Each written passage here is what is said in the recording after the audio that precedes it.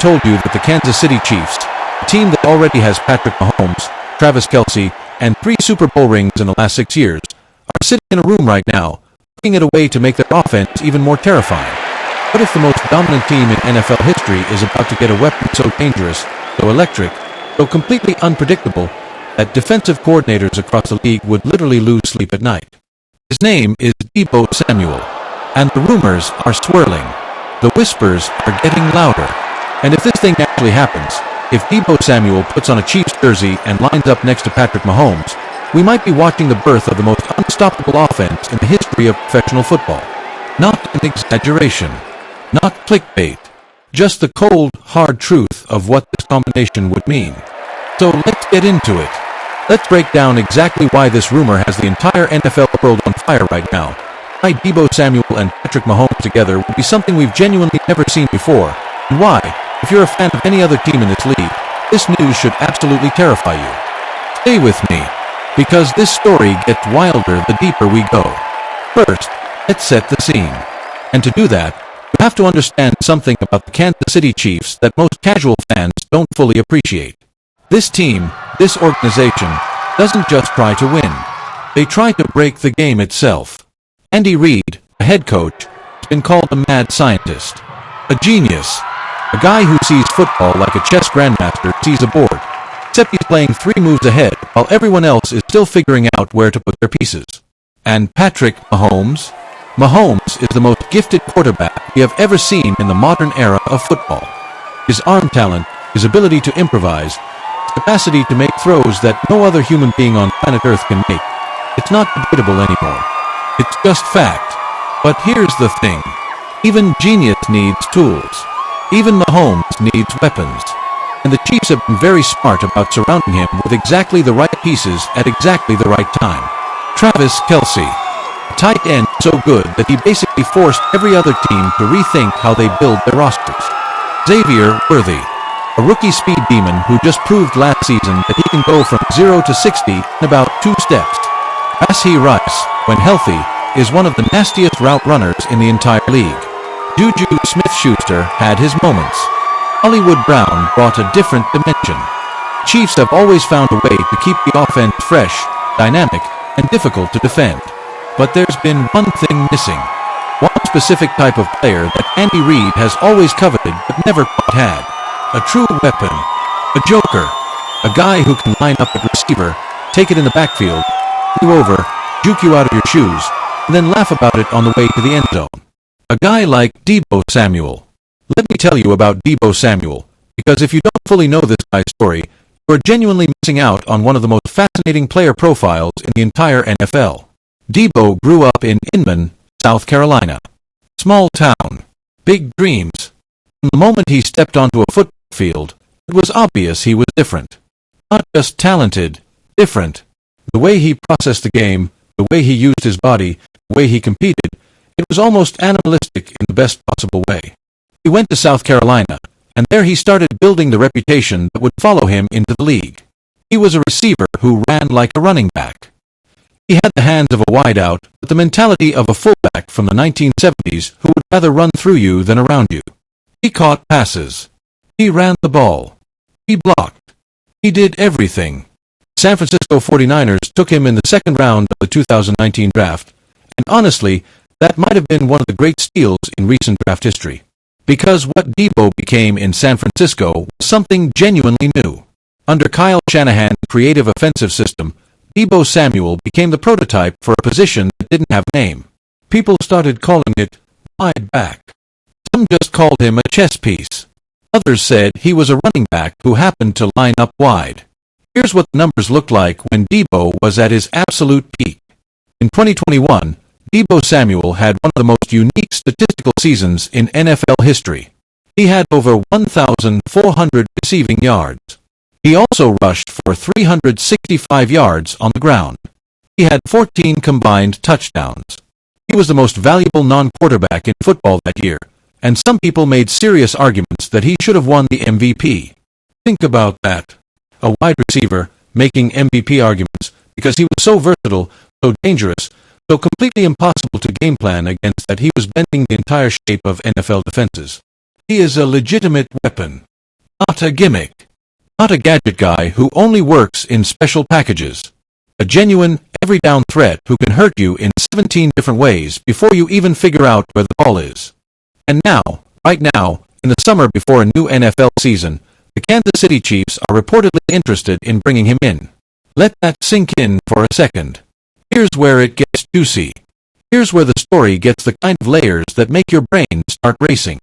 Deebo Samuel's relationship with the San Francisco 49ers has gotten complicated. We're going to be careful about what we say here because situations change fast in the NFL, but the reporting has been consistent. There has been friction. There has been trade talk. There have been whispers about Deebo wanting a fresh start or the 49ers being willing to move him for the right price. And when those whispers started circulating, the Kansas City Chiefs were among the teams paying very, very close attention. Now here is where you need to understand the chess game that's being played. The Chiefs aren't desperate. They never are. They don't make panic moves. Andy Reid doesn't do that. Brett Veach, their general manager, is one of the sharpest minds in the league at identifying value and building a roster without blowing up the salary cap. So when the Chiefs show interest in a player of Deebo Samuel's caliber, it isn't just casual browsing.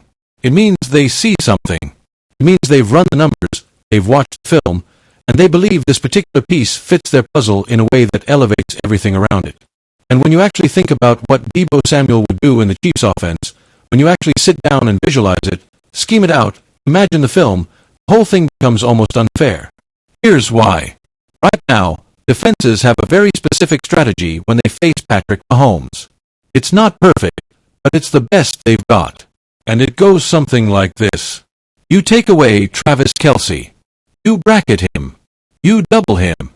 You make sure he's never one-on-one. You force Mahomes to beat you with the other guys, and you trust that the other guys, as good as they are, can't all hurt you at the same time. It works. Sometimes. Sort of. But even that strategy falls apart constantly because Mahomes is Mahomes and he finds ways. He always finds ways. Imagine you're a defensive coordinator and you get the call sheet the day before you play Kansas City, and the scouting report says this. Travis Kelce is going to be in the slot, running crossing routes, creating traffic in the middle of the field. Xavier Worthy is going to be outside, threatening the deep ball on every single snap because he runs a 4.21 40-yard dash. If you lose him for 1 second, you're giving up 6 points. Rashee Rice is going to be the possession option, guy who wins contested catches in traffic. And then, Deebo Samuel is going to be doing God knows what. He might line up at receiver. He might line up in the backfield. He might be in motion before the snap. He might take a jet sweep. He might run a wheel route.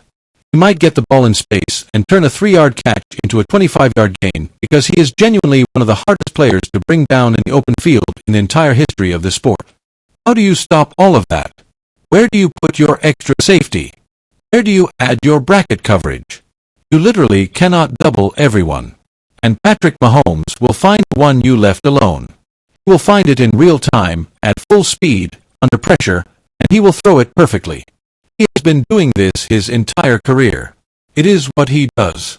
With Deebo Samuel on the field, the number of decisions a defense has to make before the ball is even snapped increases by an enormous factor. And every wrong decision means a big play. Every miscommunication means a touchdown. This is what Andy Reid does. He overloads you with decisions until you make the wrong one.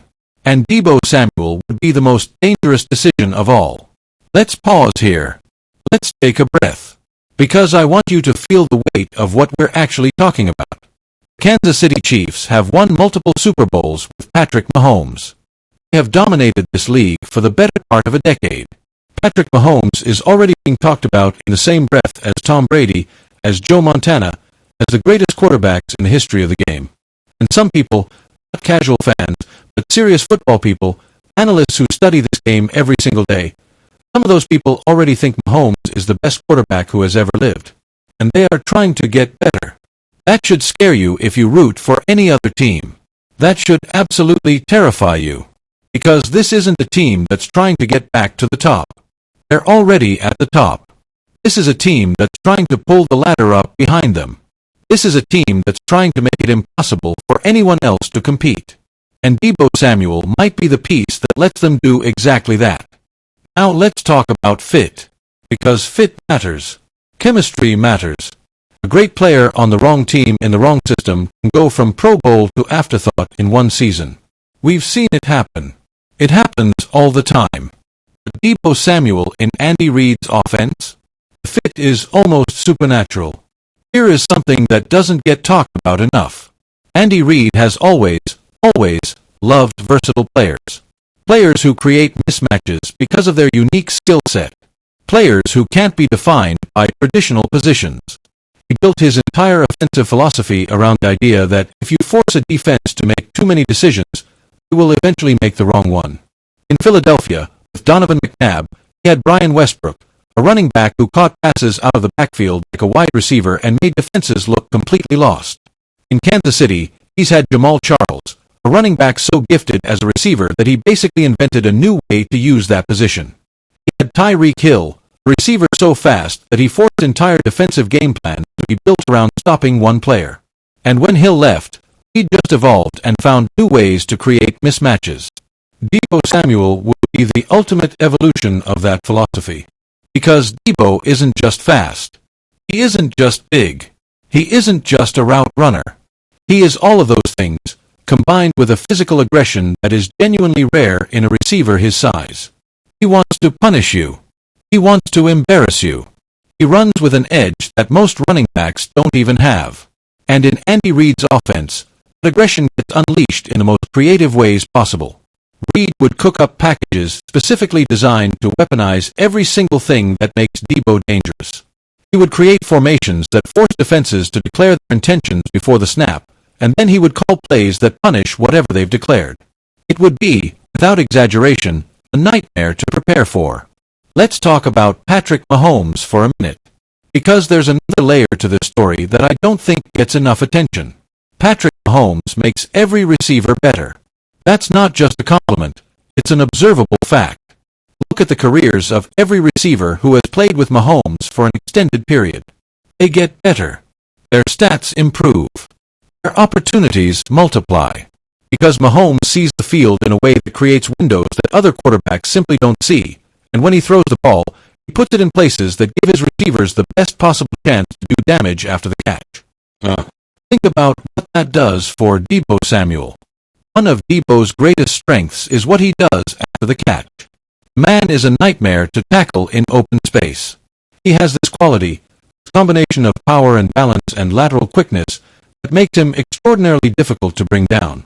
But that quality is only fully unleashed when he's getting the ball in space, in rhythm, with defenders in compromised positions. Mahomes gets him the ball in space. Mahomes puts it exactly where Deebo can do the most damage. Mahomes sees the leverage before the snap and puts the ball in a spot that turns a 5-yard gain into a 15-yard gain because Deebo has a step on the first tackler. And the reverse is also true. Deebo Samuel makes Mahomes more dangerous. Because every time the defense commits to stopping Deebo, every time they load the box to take away the run, every time they bracket him, every time they send safety his way, it opens something up for Mahomes somewhere else. It opens Travis Kelce down the seam. It opens Xavier Worthy on a go route. It opens the tight window throw over the middle that Mahomes makes look routine. It's a feedback loop of terror. Each player makes the other more dangerous. The offense as a whole becomes greater than the sum of its parts. Alright, let's talk about the elephant in the room. Because there are always complications. There are always reasons why the perfect thing doesn't happen. And this situation is no different. The first complication is money. Deebo Samuel has a contract that pays him like the star he is. Trading for him isn't cheap from a financial standpoint. And the Chiefs, for all their success, have to manage a salary cap just like everyone else. Patrick Mahomes is on one of the biggest contracts in NFL history. Travis Kelce, even in the later stages of his career, has money owed to him. Chris Jones, their defensive cornerstone, makes serious money. Building a dynasty costs money, and at some point you hit constraints. But here's what's interesting. The Chiefs have shown, time and again, that they are among the most creative teams in the league when it comes to managing the cap. They restructure deals. They find creative ways to create space. They identify which players are worth the money and which ones can be replaced. And if Brett Veach decides that Deebo Samuel is worth the financial gymnastics required to make this work, he has the track record to suggest that he can figure it out. The second complication is the trade price. The San Francisco 49ers aren't going to give Deebo Samuel away. Even if the relationship has become complicated, even if they're willing to move him, they're going to want significant compensation. Probably a first-round pick, maybe more. And the Chiefs have to weigh whether giving up that future capital is worth it. This is where it gets interesting. The Chiefs are in a unique window. They have Mahomes in the prime of his prime. They have the organizational infrastructure to compete for a championship every single year. And championships have a value that can't be measured in draft picks. When you have the best quarterback in football and you have a chance to win again, you go all in. The Chiefs know this better than anyone. So yes, the trade price will be steep. But the Chiefs are the team best positioned to decide that the price is worth it. The third complication is Deebo himself. Players have opinions. Players have preferences. Deebo Samuel would have to want to go to Kansas City.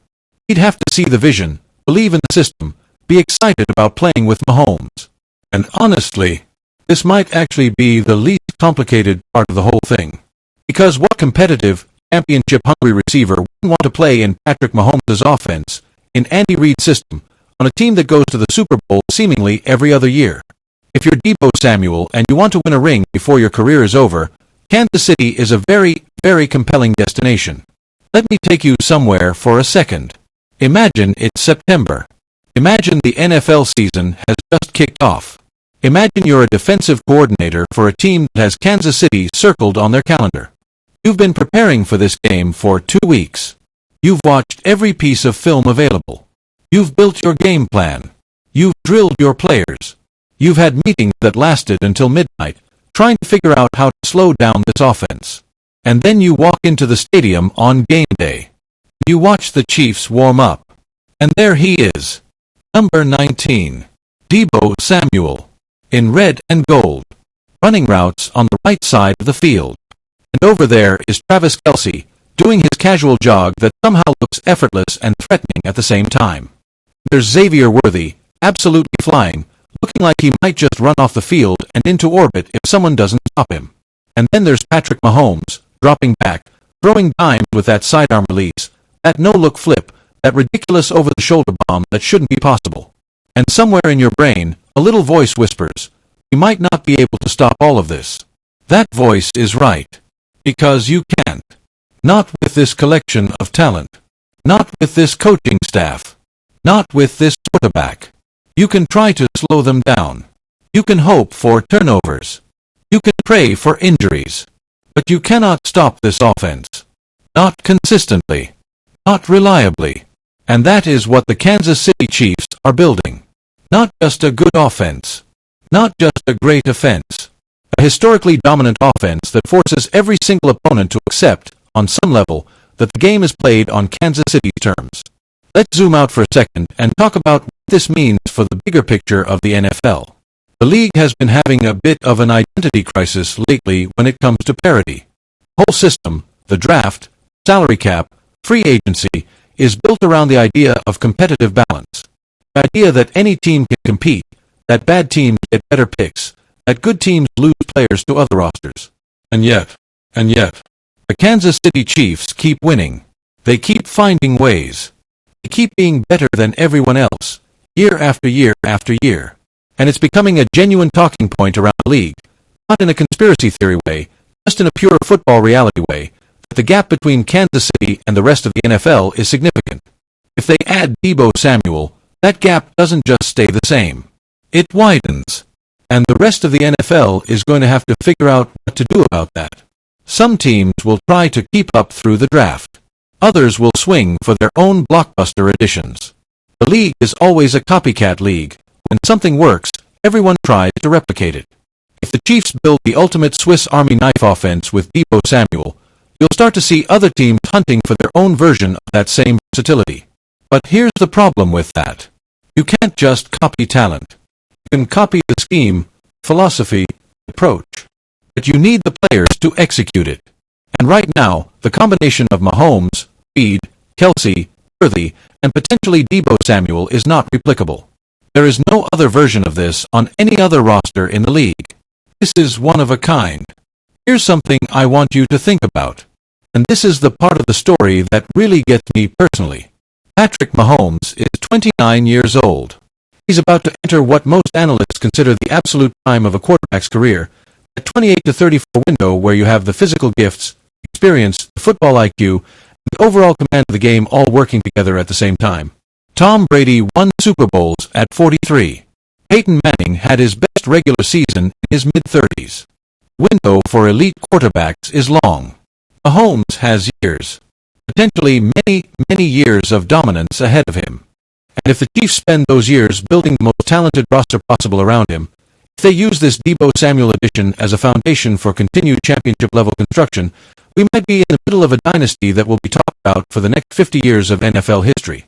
The Chiefs aren't just trying to win another Super Bowl. They're trying to build a legacy that transcends any individual season. They're trying to be, in the modern era, what the New England Patriots were in the early 2000s or what the Pittsburgh Steelers were in the 1970s. A team that defines an era. A team that rewrites the standard for what sustained excellence looked like. And Deebo Samuel is a piece of that puzzle. Not the whole puzzle, but a crucial, essential, game-changing piece. Now let me slow down and get into some of the specific ways this offense would work, because I want you to be able to see it. I want you to be able to picture it. Imagine it's 2nd and 8. The Chiefs come out in a formation where Deebo is lined up in the backfield, next to Mahomes in a pistol formation. Travis Kelce is in the slot. Xavier Worthy is split wide to the right. Another receiver is out wide to the left. The defense has a problem before the play has even started. Do they keep their linebacker in coverage on Deebo?